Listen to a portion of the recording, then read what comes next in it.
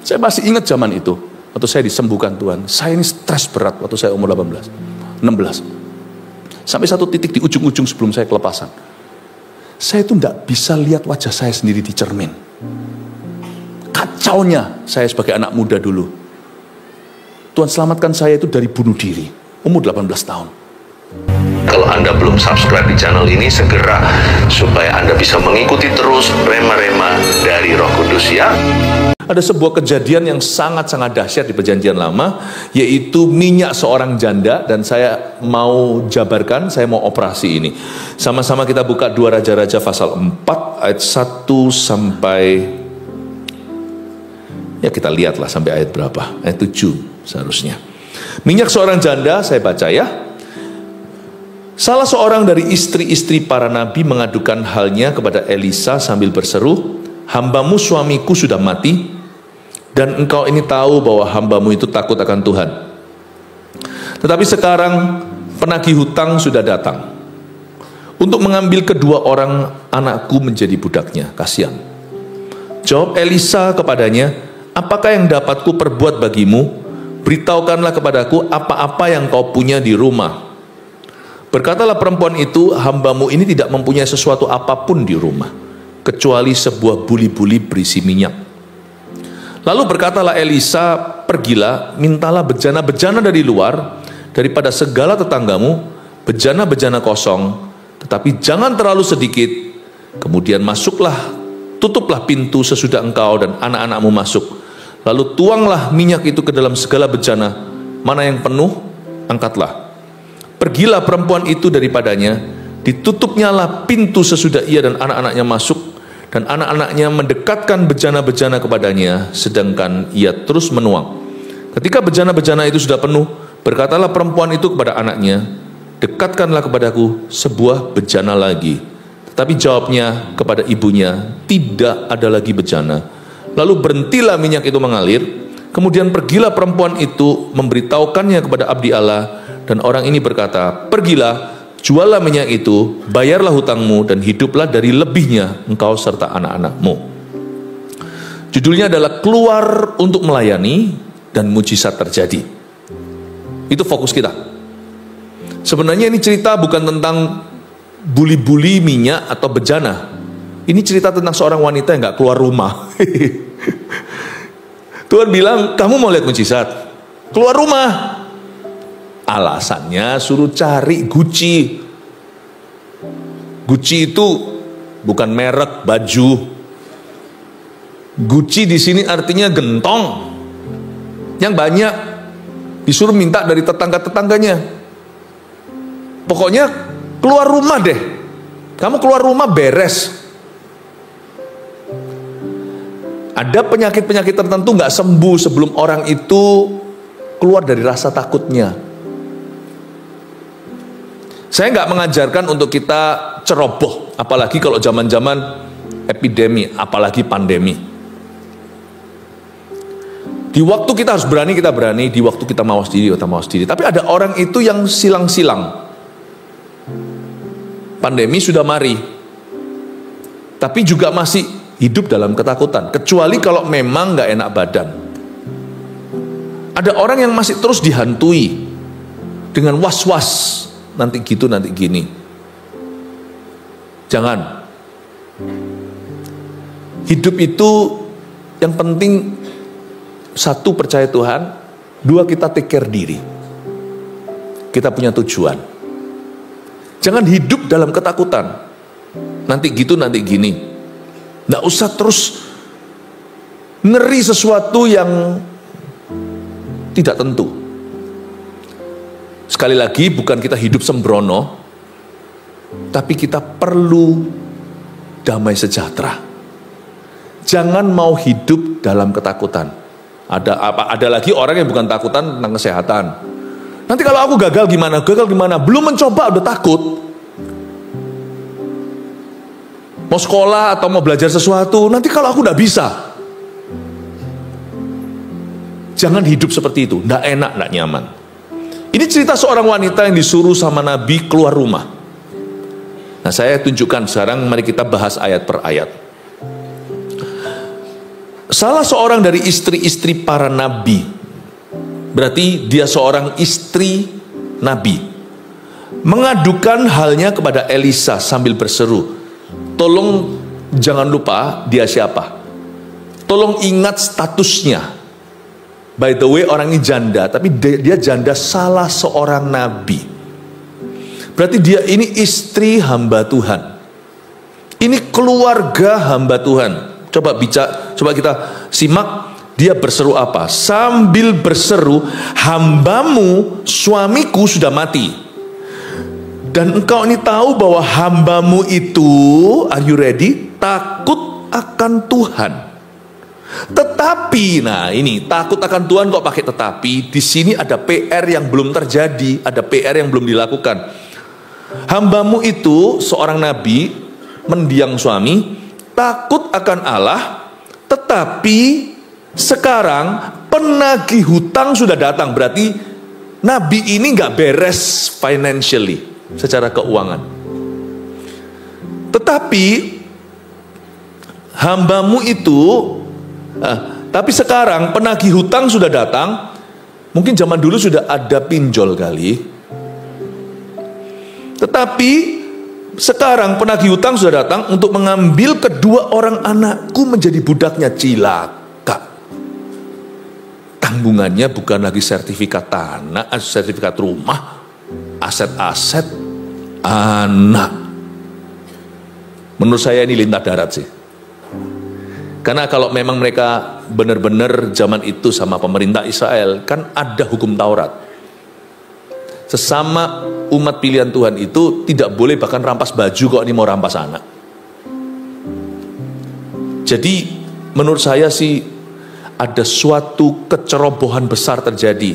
You see, hanya karena kita punya Tuhan, bukan berarti kita tidak punya peran. Tuhan tidak pernah memaksa kita, Roh Kudus tidak pernah menyurupi. Tuhan itu mengajarkan, karena itu kalau mau ikut Tuhan bukan hanya dengan roh tapi juga dengan kebenaran. Jadi ada firman yang harus secara sengaja kita aplikasikan di setiap aspek hidup kita. Karena kecerobohan hal ini, maka tak terkecuali banyak hamba Tuhan pun gagal membesarkan anaknya. Doakan kami supaya kami tidak gagal.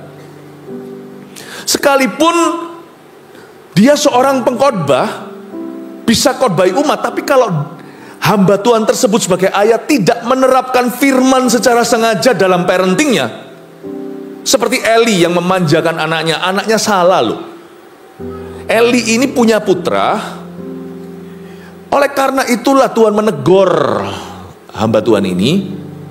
Putranya itu berzina di gereja, korupsi money. Eli diem aja padahal tahu. Sekalipun dia imam besar sebelum Samuel yang mengurapi Daud, Eli gagal karena dia melanggar hukum rohani yang harus dia terapkan dalam parenting. Karena dia tidak hidup sesuai kebenaran, ya otomatis akhirnya iblis bekerja, berkarya, dan akhirnya menjajah di area tersebut. Kali ini bukan soal parenting. Nabi tanpa nama, tanpa wajah ini meninggalkan istri yang masih hidup dan mewariskan hutang kepada istri dan anaknya. Berarti ada sesuatu yang sorong cara hamba Tuhan Nabi ini mengelola keuangannya. Tidak peduli kalau semuanya sana diurapi, seorang diurapi luar biasa. Tapi kalau terus menerus makan jeroan, jangan mencoba Tuhan. Asam uratnya, Bapak Ibu, kita tetap punya tanggung jawab menjaga kesehatan. Sekalipun kita mau olahraga, jaga makan, juga hidup mati di tangan Tuhan. Saya ngerti. Tapi dalam kesadaran kita tetap harus melakukan apa yang betul. Lakukan apa yang benar. Karena kalau orang itu hidup dalam kebenaran, arti simpelnya hidup dalam kebenaran itu apa? Lakukan yang benar. Jangan sengaja lakukan yang salah. Nggak sengaja pun kadang-kadang kita masih salah. Amin Bapak Ibu Saudara. Masuk akal? Ya. Berarti ada sesuatu yang tidak dilakukan oleh hamba Tuhan ini dalam hal keuangannya. Saya percaya dalam hal keuangan misalnya kalau kita kelola ada prinsip-prinsip kebenaran tidak boleh ditinggalkan. Kejujuran, ketransparanan. Itu hal-hal yang tetap kita harus jaga. Komunikasi antara suami dan istri misalnya kalau soal money, soal investasi, soal dunia kerja, soal bisnis nanti. Kalau Tuhan sudah memberimu satu perjanjian sesakral yang namanya marriage atau holy matrimony, jangan kau langgar. Sekalipun istrinya ibu rumah tangga bukan pebisnis, tetap keputusan keuangan keluarga harus diambil bersama. Banyak pria yang melanggar ini akhirnya jatuh ke berbagai macam persoalan yang tidak perlu terjadi. Karena sang laki-laki melanggar hukum rohani, bahwa wanita yang Tuhan taruh di samping atau di sisinya itu penopang yang sepadan.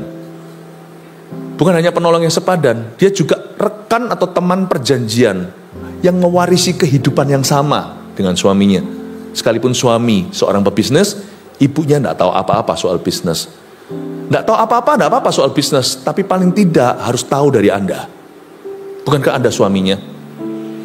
Karena hal-hal seperti ini terjadi, akhirnya ujung-ujungnya kalau kita kena masalah, kecentok nih, yang kita kecewai, yang kita masalahkan kan Tuhan. Kenapa Tuhan itu? Kenapa Tuhan izinkan? Loh, gimana toh? Orang bahasa Ibrani Jawa Tengahnya piye toh? Tuhan dilanggar terus Tuhan yang dimarahi. Gimana sih? Jadi kita harus bertumbuh dalam pengenalan akan Allah. Kita harus bertumbuh dalam pengetahuan. Supaya kita itu jangan jadi domba yang tidak berpengalaman. Jangan sampai kita menjadi orang-orang Kristen yang dungu karena pilihan. You have to know God's will. In order for you to be blessed and to be a blessing, apalagi untuk menjadi berkat, kita harus tahu kehendak Allah. Jangan peta buta. Kita harus tahu what is right and what is wrong, apa yang betul, apa yang salah. Salah satu hal lagi soal keuangan yang saya terapkan dalam kehidupan saya adalah whatever happens, apapun yang terjadi, I'll choose to be a giver. Aku selalu memilih untuk memberi, saya tidak akan mengeluh. Saya punya satu komitmen yang saya ajarkan kepada anak-anak saya, yaitu apapun terjadi, kita semua selalu bisa memberi kepada Tuhan dalam suka maupun duka, miskin maupun kaya, bisa memberi dari kelebihan maupun kekurangan. Saya rasa ada sesuatu yang bolong banget di hidupan hamba Tuhan ini soal money. Ya, soal parenting. Soal apa lagi? Saya nggak akan tentukan soal apa karena masing-masing orang kondisinya berbeda. Mungkin soal kesehatan, mungkin soal pelayanan, karena kita tidak sungguh-sungguh menghayati soal ministry contohnya. Nah, kita nggak persiapan, pelayanan kita asal-asalan. Jangan heran kalau lihat orang lain bertumbuh ministrinya disertai urapan, tapi pelayanan kita minim atau defisit pengurapan. Karena memang kita tidak pernah persiapan. Dengan firman Tuhan ajarkan bahwa kita mesti berdoa. Kita mencari Tuhan. Dari contoh para rasul, sebelum terjadi mujizat, Petrus berdoa di loteng atas pukul 3 sampai lapar. Lalu utusan Cornelius tiba. Ada hal-hal yang mesti Anda terapkan. Dari ayat-ayat ini saya ingin untuk Anda mengerti satu poin yang sederhana bahwa having knowledge alone, kalau kita hanya punya pengetahuan, tidak mengubahkan. Yang mengubahkan itu adalah wisdom, bukan knowledge. Wisdom dan knowledge itu bedanya apa? Kalau knowledge itu pengetahuan, wisdom itu juga pengetahuan, tapi applied knowledge, wisdom itu adalah pengetahuan yang di-apply atau yang diterapkan. Itulah bedanya. Jadi orang Kristen gak punya pengetahuan parah, gak punya pengetahuan firman. Jadi orang Kristen yang punya pengetahuan doang juga gak kemana-mana. Karena itu mari kita targetkan hikmat. Beriku hati bijaksana. Pengetahuan yang kupunya minim bisa bertambah kalau kita mencari kebenaran. Yang penting setiap kebenaran yang kita sudah kenal tersebut terapkan. Itu wisdom, applied knowledge. Hikmat itu adalah pengetahuan yang kita aplikasikan. Setiap kita punya PR untuk secara sengaja menerapkan firman di setiap aspek hidup kita. Amin Bapak Ibu Saudara. Saya doa di dalam nama Yesus kita semua menjadi pelaku firman. Katakan pelaku firman. Tidak hanya menjadi pendengar firman. Tapi apa yang susah? Kenapa susah jadi pelaku firman? Karena kita juga jarang mendengarkan. Yang kita dengarkan adalah opini manusia. Kalau kita mendengarkan firman aja, belum berhenti di sana, kita harus sengaja melakukannya. Terlebih susah bagi orang melakukannya kalau mendengar aja aras-arasan. Paham maksud saya? Tiap pagi saya mempertajam telinga saya, lebih tepatnya Tuhan mempertajam telingaku, seperti kata-kata Yesaya, untuk mendengar seperti seorang murid, supaya nanti alhasil THT-nya jalan, telinga, hidung, tenggorokan. Supaya apa yang ku dengar akan muncul di lidah. Tuhan memberiku lidah seorang murid, supaya dengan perkataanku aku memperkuat, aku meneguhkan, menguatkan orang-orang yang patah semangat. Saya dorong di dalam nama Yesus jemaat ini di tahun 2025. Rahasia kemenangan terletak di sini. Terletak di telinga dulu. Harus mendengarkan dulu. Komitmen kita akan menjadi pelaku firman. Waktu saya baca ini, saya worry. Ini menjelaskan why. Misalnya pelayanan seseorang itu sangat-sangat diurapi, tetapi nanti anak-anaknya semua kepahitan. Kadang-kadang kita kayak gitu kan, pikiran kita yang awam seperti apa? Kita mikir, kenapa ya orang itu dekat sama Tuhan, but why ya? Kenapa kok keluarganya berantakan? Lalu akhirnya kita berkata, ngapain dekat sama Tuhan? Bukan. Ada firman-firman yang sama orang itu sengaja diabaikan. Dan dia nggak sungguh-sungguh menerapkannya. Dalam pelayanan dia sungguh-sungguh, tapi di dalam parentingnya dia asal-asalan. Ya nggak heran. Kita punya PR dari Tuhan, jangan lihat orang lain. Tapi adakah firman yang selama ini kita bengkelaikan? Mari kita kerjakan PR kita itu. Tuhan, aku mau supaya Engkau ajari aku bertumbuh di dalam setiap aspek kehidupan saya. Tahun ini saya mau menang, Tuhan. Apalagi di area-area yang senantiasa saya kalah. Ada orang yang mungkin secara financially, secara pekerjaan diberkati, tetapi di dalam area ini dia selalu gagal soal mengampuni. Susah banget gitu loh ngampuni. Sehingga lihat ya, sekalipun dia diberkati, tapi clash kanan kiri, clash terus. Ya mungkin dia secara kerja menerapkan firman, tapi tidak diterapkan untuk hubungan. Orangnya susah sekali untuk menerima kelemahan atau kekurangan. Selalu perfeksionis. Ayat-ayat tertentu itu sepertinya di blacklist dari hidupnya.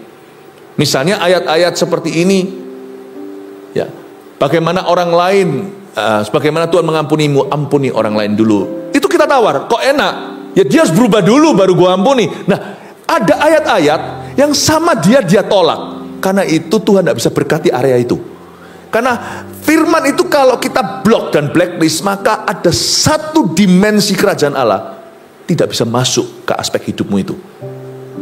Padahal Tuhan hendak bekerja, hendak berkarya, hendak mentransformasi. Tuhan mau memberikan breakthrough. Tuhan tidak keberatan, bahkan Tuhan ingin kita menjadi serupa dengan gambarnya. Tuhan ingin berjalan sama kita di area itu, tapi nggak bisa karena kita bukannya resist the devil, kita bukan menentang setan, tapi yang kita tentang adalah Tuhan. We resist God.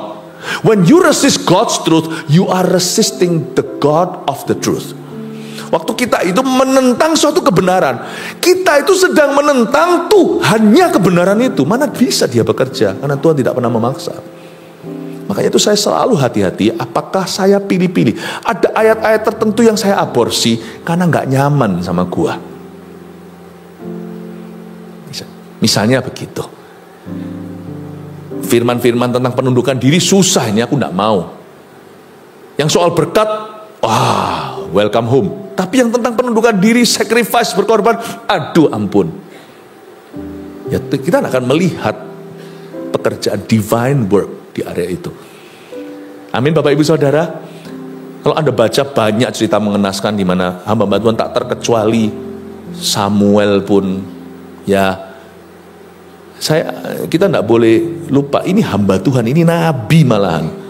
Kok bisa sampai penagih hutang mau datang ambil kedua anaknya itu? Saya baca ayat ini terganggu. Nggak tahu kalau Anda baca ini biasa, saya terganggu. Ini kan nabi.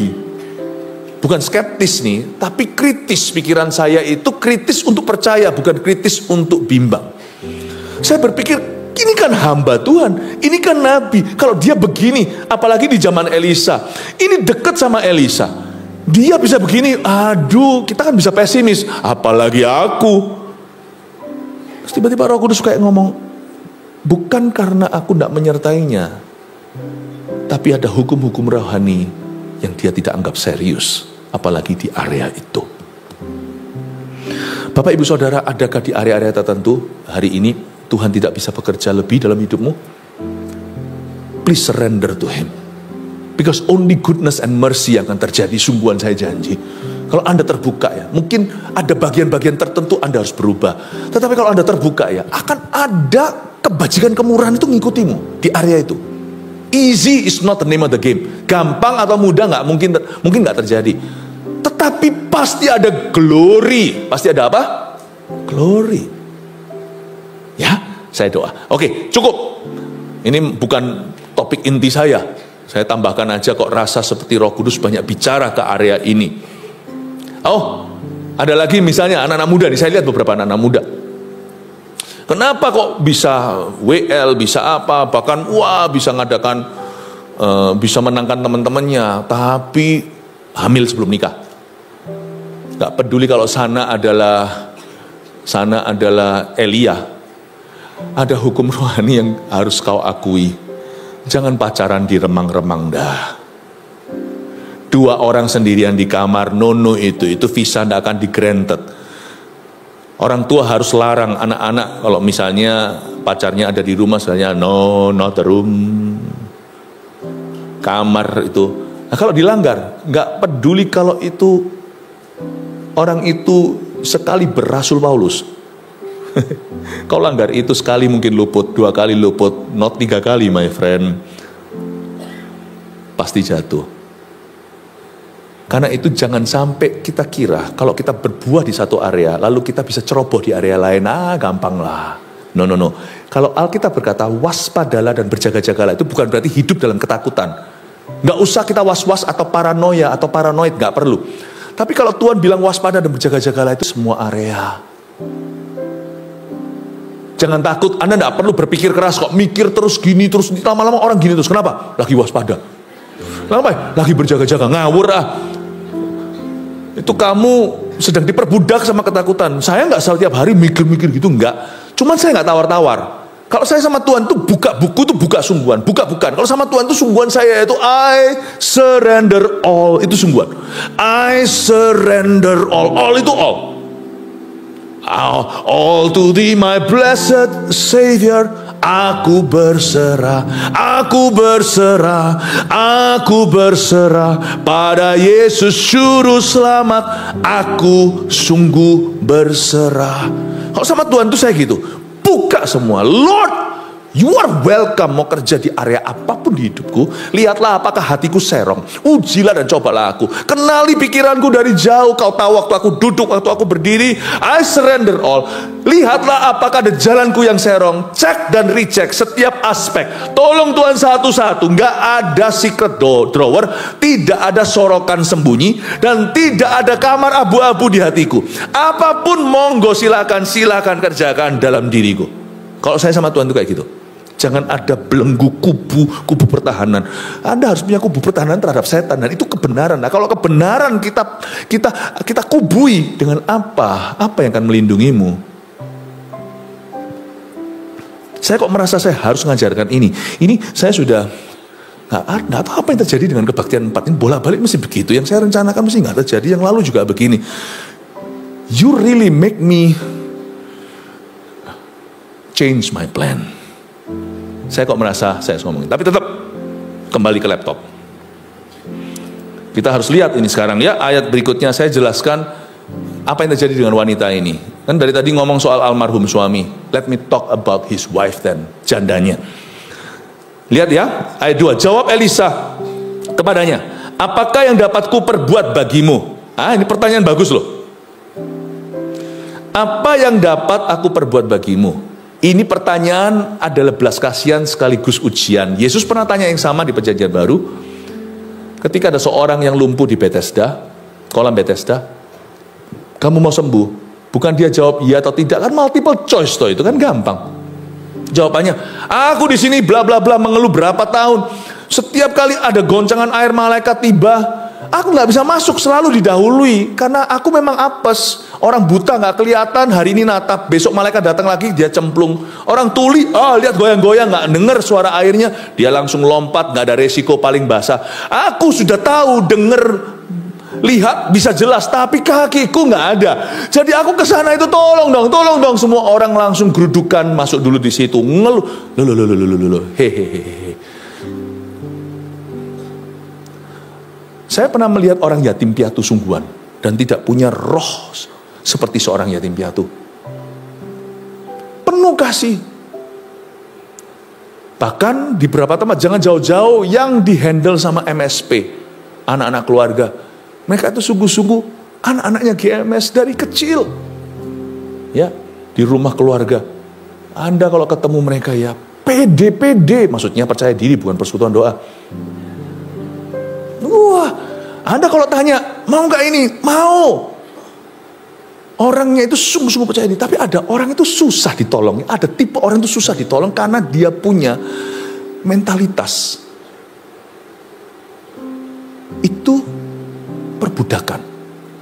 Susah ditolong. Ini Yesus mau tolong orang ini, malah ngeluh, aku gini gitu. Aduh, kamu mau sembuh nggak sih? Udah gitu aja. Saya rasa orang tertentu mau diberkati 7 kali 70 kali akan kembali jatuh. Ada orang tertentu dibelas kasihani sampai kapanpun akan merasa dirinya kasihan. Ada orang tertentu itu seperti jurang yang menganga, lu masukin berapapun dia nggak pernah akan tertutup. Ada orang tertentu kalau kita belas kasihani, harusnya kan penuh kasih. Kalau seluruh dunia membelas kasihani dia, kan harusnya dia bukan kurang kasih, pasti dia jadi surplus kasih. Tapi semakin dikasihani, semakin menjadi-jadi, semakin mengasihani diri, dan dia tunjukkan ke semua orang betapa kasihannya dia, dan dia patut layak mendapat belas kasihan. Come on, help me, come on, give me money, come on, pray for me, come on. Itu yang saya sebut roh seperti yatim piatu sungguhan. Mendingan jadi yatim piatu sungguhan tapi percaya diri, daripada orang yang punya orang tuanya lengkap papa mama tapi hatinya itu selalu kurang, selalu ngeluh. Menurut saya yang perlu berubah itu, untuk nolong orang gini susah. Untuk mengubah orang begini itu, yang perlu diubah adalah dirinya. Perubahan harus dari dalam. Orang seperti ini kalau langsung mentah-mentah sama Tuhan kasih mujizat, nyok gitu langsung, atau misalnya langsung kasih minyak,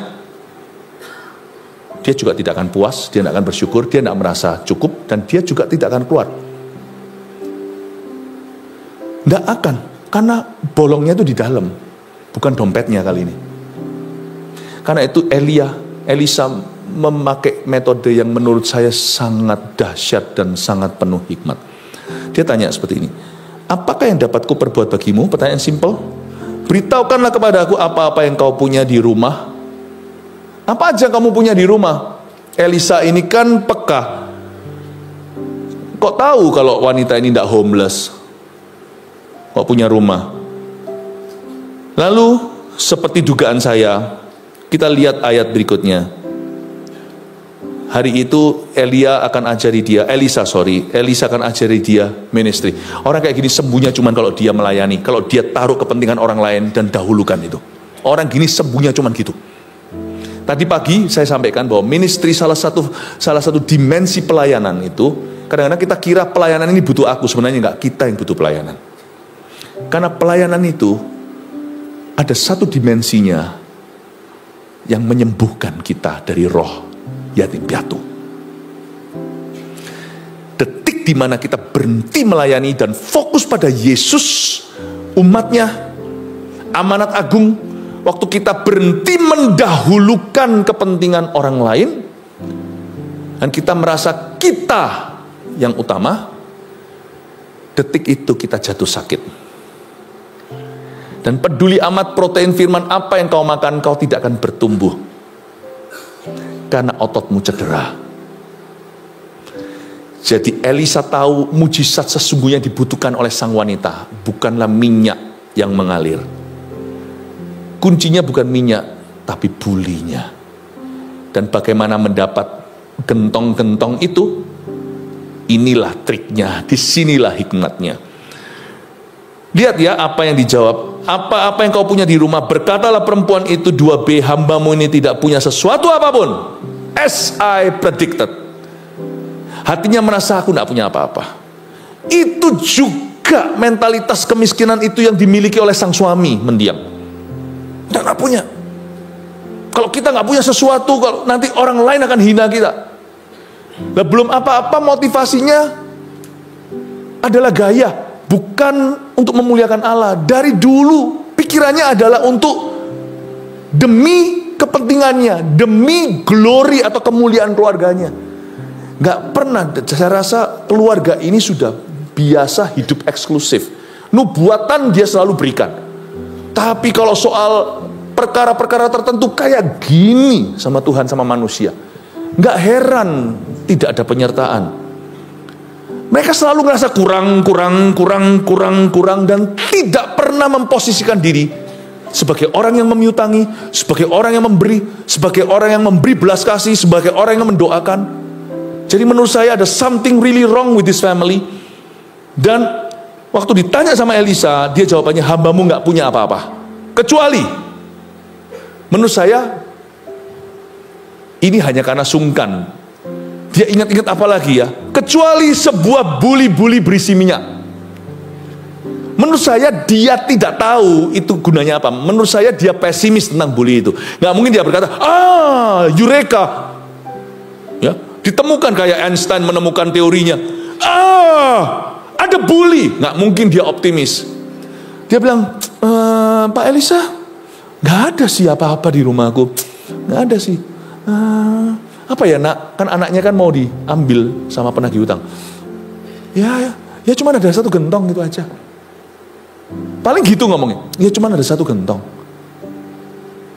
Orangnya itu kudu pesimis. Orang ini kalau dia mau melayani itu harus tunggu sampai dia nggak punya masalah. All or nothing. Dia kalau memberi itu tunggu sampai dia punya segalanya.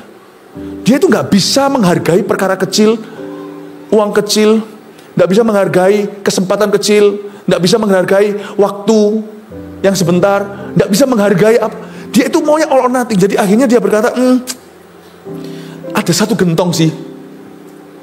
Saya bisa rasakan si Elisa itu, saya bisa bayangkan dia itu langsung applause wanita ini. Nah, itu loh. Itu apa? Kamu akhirnya bisa menghitung berkatmu, ada satu buli kan? Count your blessing kan, name them one by one. Lalu berkatalah Elisa, pergilah, mintalah bejana-bejana dari luar, daripada segala tetanggamu bejana-bejana kosong, tetapi jangan terlalu sedikit. Elisa justru pakai, karena wanita ini jarang menghitung berkatnya, dan dia jarang merasa bisa. Aku mau pelayanan pastor, tapi nanti tunggu sampai aku keluar dari semua masalah hidupku. Oke, pelayanan nanti waktu mati. Aku baru bisa memberi pastor kalau aku udah kaya raya. Kamu udah akan kaya raya dengan mentalitas seperti itu. Saya tidak ngomong soal materi ya, saya ngomong soal spirit atau mentality. Aku tidak bisa ngampuni kecuali orang itu berubah. Aduh, kalau tarik lebih jauh. Tapi hari itu Elisa kasih dia sebuah pertanyaan, bukan menjebak, tapi menyadarkan. Kamu punya apa di rumah? Nggak punya apa-apa sih. Nah, ada apa ya mama? Kamu ingetin mama dong. Ada apa? Cepet ini. Pastor Elisa lagi tanya. Cepet. Dia harapannya itu langsung simsalabim, boom. Langsung dapat berkat. Secara materi maksudnya. Kok malah dapat PR itu gimana? Dia kan perlu ditolong, kok malah dikasih tugas. Gimana sih Elisa ini? Elisa ini gak salah apa? Elisa ini memang berhikmat. Kalau Anda baca, bahkan Naaman datang itu kan, dia pertama kecewa. Disuruh pergi ke sungai Yordan, celup-celup 7 kali. Dia ini jenderal. Dia ini panglima seluruh tentara negara adikuasa dan penjajah. Dia bilang ngamuk dia, emangnya negaraku nggak ada nabi, nggak ada ahli nujum, disamain lagi sama hamba Tuhan. Nggak ada. Mereka itu cuman, saya kira Elisa itu akan, ya gimana lah, bim lah, sana sini mata, aku sembuh. Disuruh ke sungai Yordan, buka baju kan kelihatan kusta. Gimana dengan tentaraku semuanya? Lihat gitu mana bisa respect sama aku. Suruh celup-celup 7 kali lagi. Emangnya di negaraku tidak ada kali yang lebih bersih? Sungai Yordan keruh sekali. Ngamuk dia mau pergi. Lalu tiba-tiba diingatkan, bukankah Anda akan melakukan lebih dari ini? Diingatkan oleh seorang abdinya apa. Tuhan pakai orang itu untuk mengingatkan, bukankah Bapak akan jauh lebih ini, menempuh lebih dari ini demi untuk sembuh dari kustamu kan? Nggak ada salahnya, dia adalah nabi yang harus kau dengarkan. Ikut. Dalam kasus Naaman, Tuhan kasih tugas lewat Elisa supaya supaya panglima ini belajar untuk rendah hati, belajar bergantung sama Tuhan, belajar mengerti bahwa not all his power and money can buy God's blessing, tapi menuruti perintah Tuhan. Ke sungai Yordannya tidak ada yang keramat, tapi Tuhan uji imannya. Karena Naaman perlu bertobat bukan dari kustanya, tapi dari kusta hatinya. Dia perlu bertobat dari prideful spiritnya, dari arogannya. Wanita ini perlu bertobat dari roh yatim piatunya. Harus bertobat. Makanya diberitahu sama Elisa, kamu pergi ya, minta bejana dari luar. Kadang gue pikir, saya kan kadang tuh pikir, Elisa ini kok bertele-tele, tapi menurut saya malah justru orang ini, bahasa Ibraninya jamipol. Orang ini peka benar dengan, bukan hanya dengan Tuhannya, tapi peka dengan spirit manusia yang dia sedang layani. Dia berkata, pergilah, mintalah bejana dari luar, supaya lebih jelas, supaya dia nggak sembarang cari-cari di mana-mana beli atau apa, daripada segala tetanggamu. Kamu minta bejana kosong ya, tapi please ya jangan terlalu sedikit, ketuk 1 pintu, cuman ambil 1. Kamu ambil nanti ujung-ujungnya ayat-ayat yang kita baca tadi. Nanti kalau nanti minyaknya keluar, hiduplah kamu dari selebihnya. Bisa bayangkan Bapak Ibu Saudara apa yang sedang terjadi? Mau tidak mau dia keluar rumah. Mau tidak mau dia nggak boleh takut, nggak boleh takut terjangkit penyakit. Mau tidak mau dia harus tinggalkan traumanya, karena dia sebagai janda. Mungkin juga menurut saya keluarga ini sudah eksklusif dari dulu, tidak pernah mau kontak, udah ada dunianya sendiri. Nggak perlu gereja lah, gereja. Apalagi orang pernah trauma sama gereja. Nanti kalau aku kembali lagi terkonekkan sama orang, ya, your neighbor itu kan nggak tentu tetangga, itu sungguhan orang di sebelah tinggalnya. Your neighbor itu kan manusia. Love your neighbor, cintai sesamamu, dalam bahasa Inggrisnya your neighbor atau tetanggamu. Tuhan suruh kita untuk connect sama sesama kita lagi. Kamu keluar rumah, connectlah sama sebanyak mungkin manusia yang ada di sekelilingmu. Bergabunglah dengan mereka. Kamu masuk dalam hidup mereka, bukan kepo ya, bukan ngurusi, tapi urusi yang perlu. Dan kamu harus membuka diri untuk mereka masuk di hidupmu. Elisa sedang mencoba mengimport manusia ke dalam hidupnya dia yang sudah tertutup.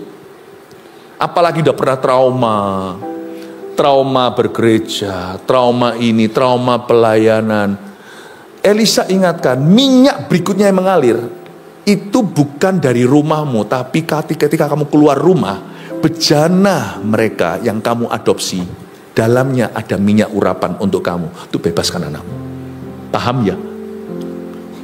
Minyaknya tidak dari rumahnya, terjadi di rumahnya ketika kejadian, tapi minyak itu dari Tuhan, lewat bejana di luar. Ketika dia keluar rumah untuk dapatkan gentong itu, dia bawa masuk, itu imported blessing. Itu impor. Kejadiannya di rumah, karena mereka benefactor, mereka adalah orang-orang yang terima faedah. Tiada lain tiada bukan, wanita ini ditolong secara mujizat, anak-anaknya tidak jadi diambil penagih hutang, dan berkat rumah tangga ini ternyata dari guci-guci tetangga. Saya bisa bayangkan wanita ini keluar dari rumah terpaksa. Aduh, nak, dalam hati ya. Mungkin anaknya nggak bisa ngerti karena masih kecil. Dalam hati, tahu gini, aku nggak tanya Elisa, tanya pendeta yang lain aja lebih gampang, lebih mudah. Oh, mujizat. Aku kok malas justru di otak-atik zona nyaman. Tahu gini kan enak aja, langsung bim salabim, abrakadabra, muncul langsung. Kenapa kok pakai Gucci? Kalau dia bisa alirkan sesuatu lewat gentong itu, tak bisakah dia tumbuhkan money on a tree? Tak bisakah dia munculkan uang di atas pepohonan? Udah gitu aja, tinggal saya petik. Kalau bisa tuh daunnya berubah semua jadi dolar. Kan enak, di rumah saya kan ada pohon, munculkan aja. Udah tinggal dipetik. Kalau gitu, sana ndak interaksi sama manusia. Money is easy. Tapi hati eksklusifmu dan jiwa traumamu dan juga keselfishan, keegoisanmu, maunya itu hidup sendiri, just me and my children, itu nanti tidak sembuh. Tuhan tidak masalah dengan memberkati dia keluar hutang. Tuhan mempermasalahkan karakternya yang tertutup. Get out, keluar dari rumah. Ketuk pintu tetanggamu ya, one by one. Saya cuma bisa bayangkan aja, dia ketuk yang satu, mau ndak mau kenal teman lama, berbicara. Nggak mungkin lah kalau ada orang nggak percaya, kalau saya bel rumah Anda, saya bilang pinjem gentong boleh.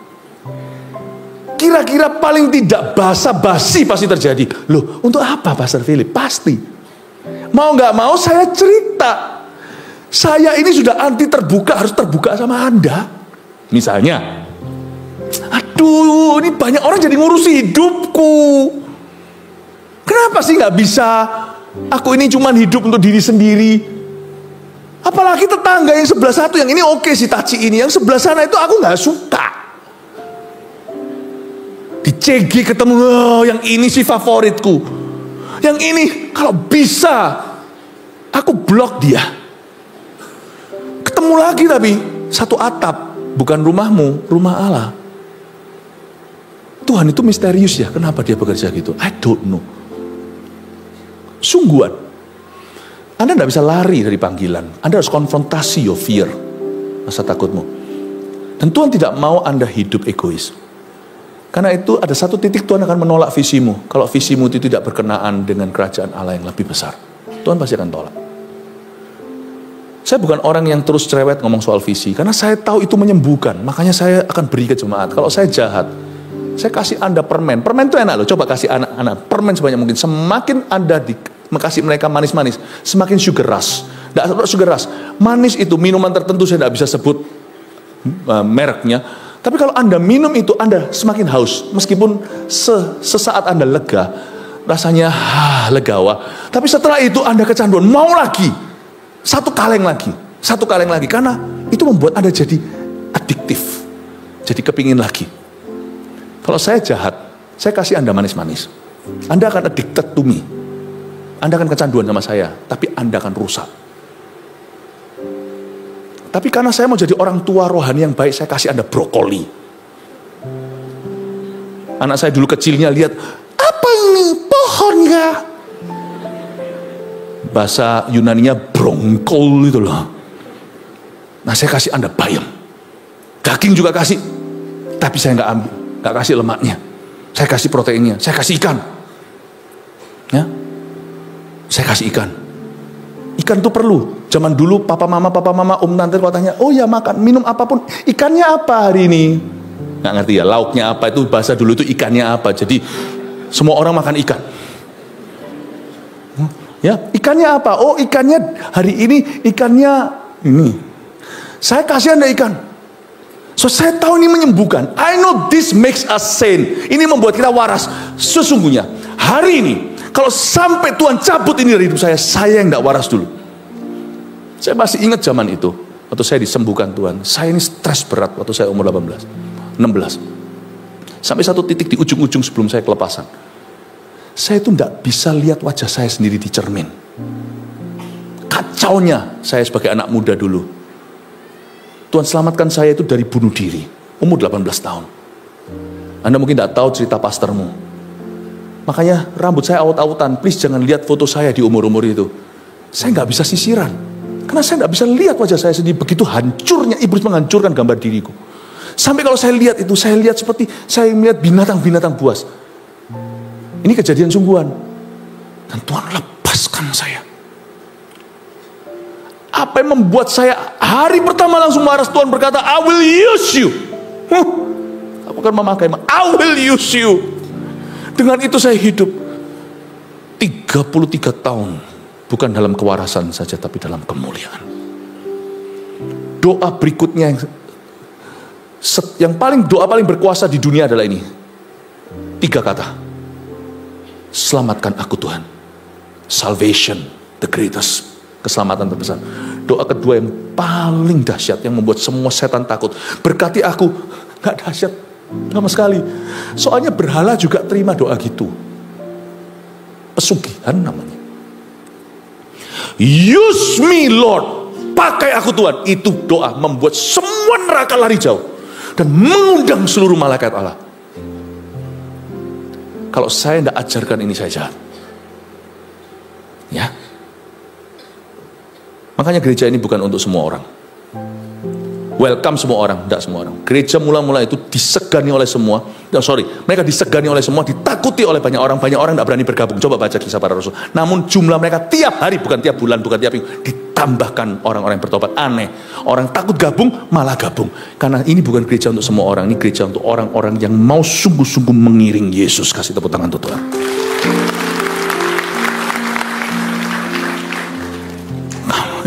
Mintalah bencana dari luar daripada segala tetanggamu.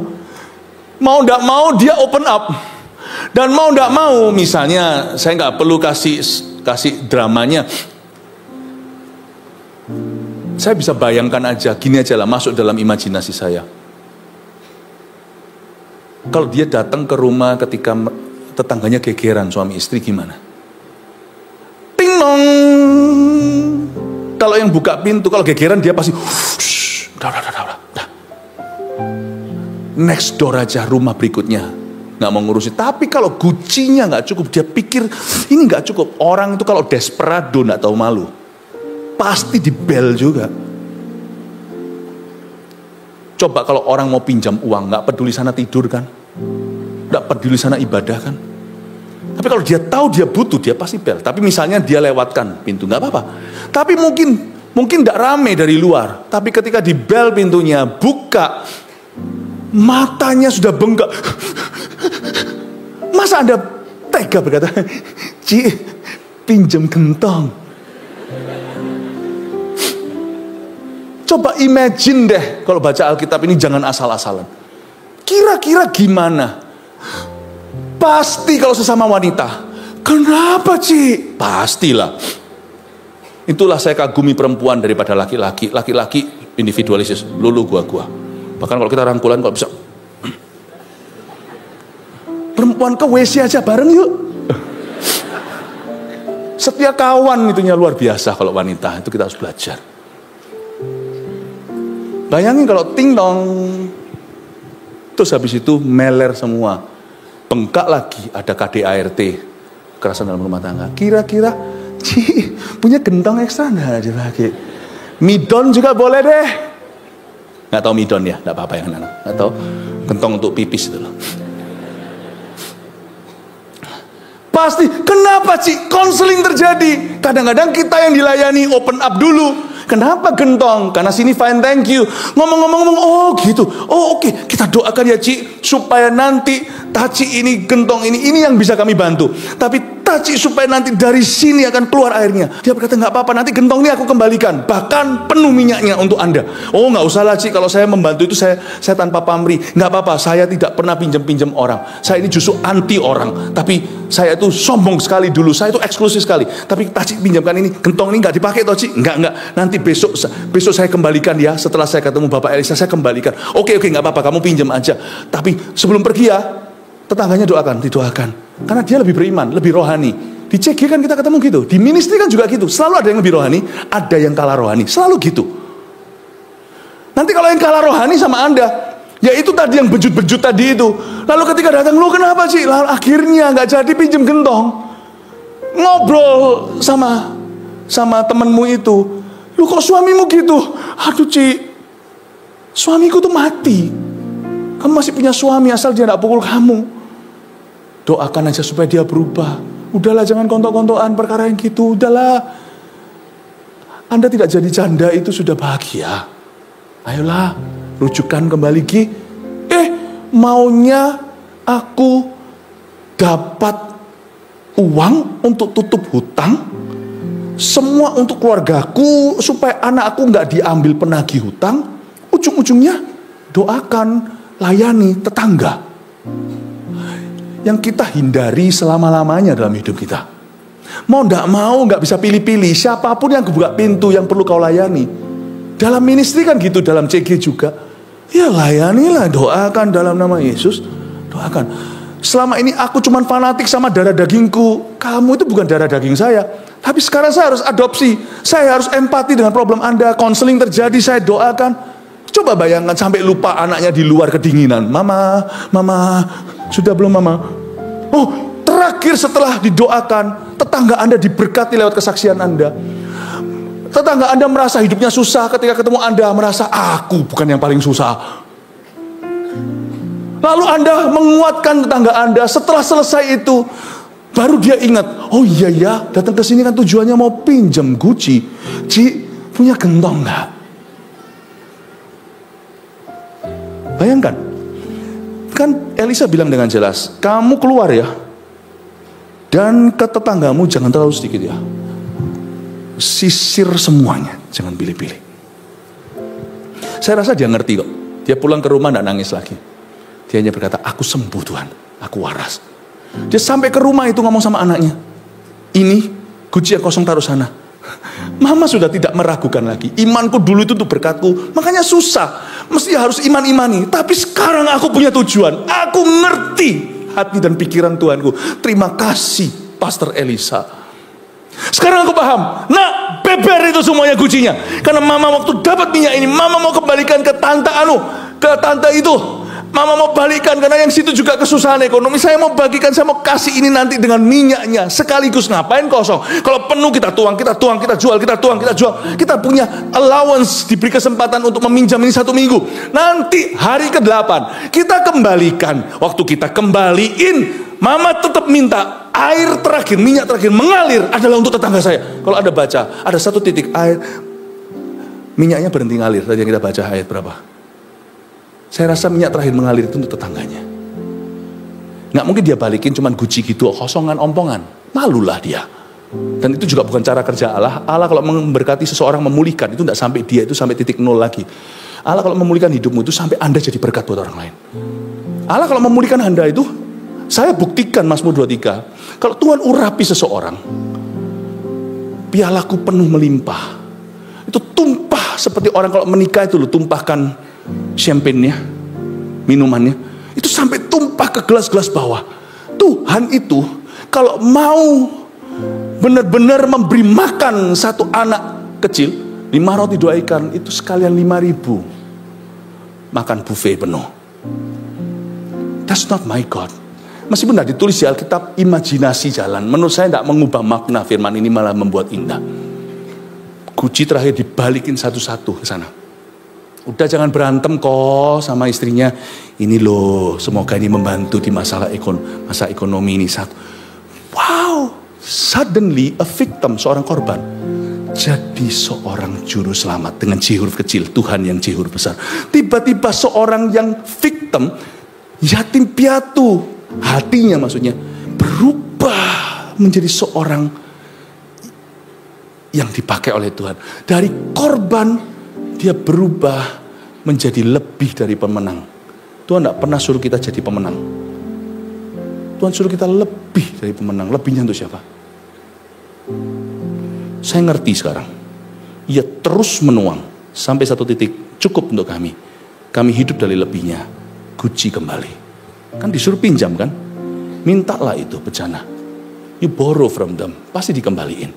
Saya yakin itu yang Tuhan inginkan. Bapak Ibu Saudara, keluar dari goamu. urapanmu tidak ada di hidupmu. Hey, sorry to say.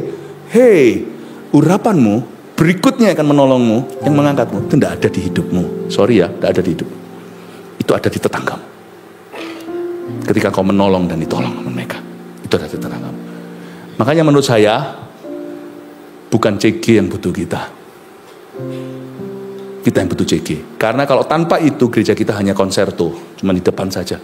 Tapi CG membuat kita berinteraksi seperti istri Nabi ini dengan tetangganya.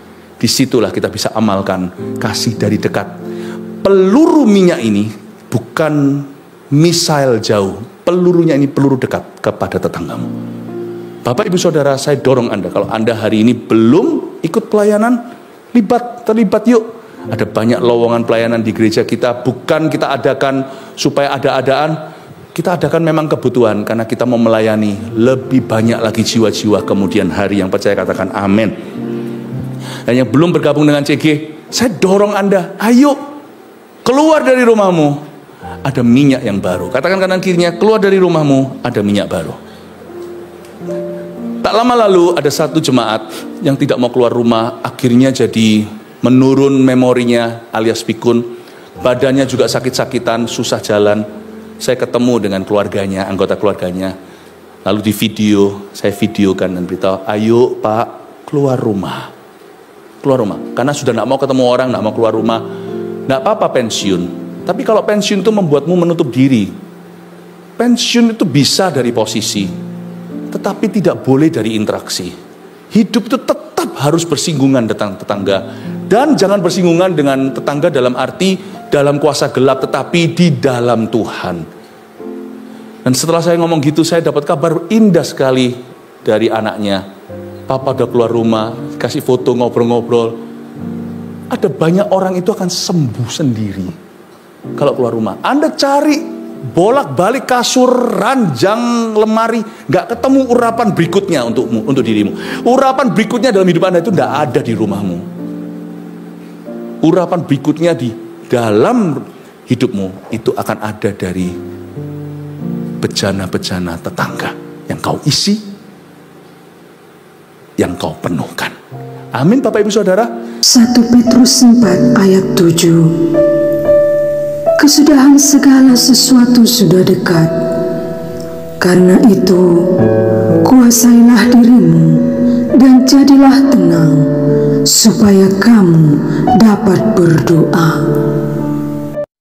Saudara yang terkasih, terima kasih telah mendengarkan firman Tuhan hari ini. Jangan lupa untuk dukung terus channel ini dengan cara subscribe, like, share, dan juga komen, agar saudara kita yang lain juga boleh terberkati. Tuhan Yesus memberkati kita.